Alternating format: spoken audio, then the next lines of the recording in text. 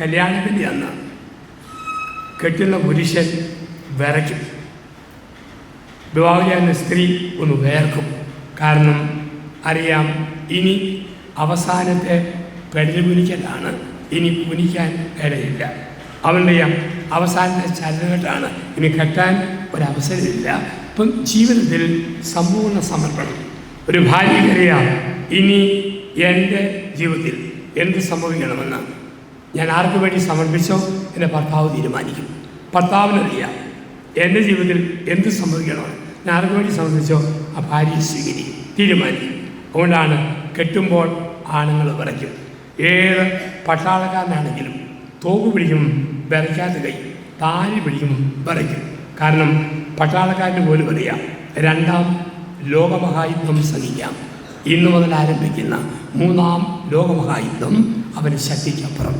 ഞാൻ കുറച്ച് നാൾ മുമ്പ് ഒരു കണക്കധ്യാപനെ കെട്ടിച്ചു. അവൻ കെട്ടിയത് ഇംഗ്ലീഷ് പഠിപ്പിക്കുന്ന ടീച്ചറെ. ചൂരൽ വഴി കുലുക്കി വിറപ്പിച്ച് അടിച്ച് പഠിപ്പിക്കുന്ന സാറ്.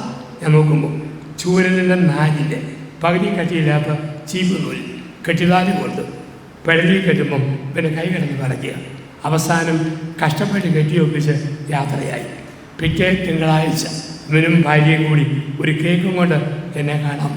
ഞാൻ കേക്ക് ആശീർവദിച്ച് മുറിച്ച് 2 ചെറിയ കഷ്ണം ഇവർക്കും കൊടുത്തു. തമ്മിൽ മുറിച്ച കഷ്ണം ഞാനും എടുത്തു. പോകുമ്പോൾ തോളിൽ ഞാൻ ചോദിച്ചു, പേടിക്കൊണ്ട കണക്കധ്യാപക, എന്നെ വിറയാണ് വരച്ചത്. സ്വന്തമായിട്ട് ഒരു ഭാര്യയെ കിട്ടുമ്പം കുറേ കൂടി ധൈര്യമല്ലേ വരേണ്ടത്. അവൻ ചോദിച്ചു, ആഹാ അച്ഛ, അത് വിറയാണെന്നാണ് ഓർത്തെ. ഞാൻ പറഞ്ഞു, കൈ കഴിഞ്ഞിങ്ങനെ തുള്ളുന്നത് വിറയല്ലാതെ വേറെ വല്ലതുമാണ്. അവൻ പറഞ്ഞു, പൊന്നച്ച, വിറച്ചതല്ല, കത്തോലിക്ക സഭയിലെ ഗൗരവമുള്ള ഒരു കൂദാശയുടെ സ്വീകരണമല്ലേ, വിറച്ചതല്ലച്ച. പിന്നെയോ പരിശുദ്ധാത്മാവിൻ്റെ ആഗമനമാണ് സമ്പൂർണ്ണ സമർപ്പണം.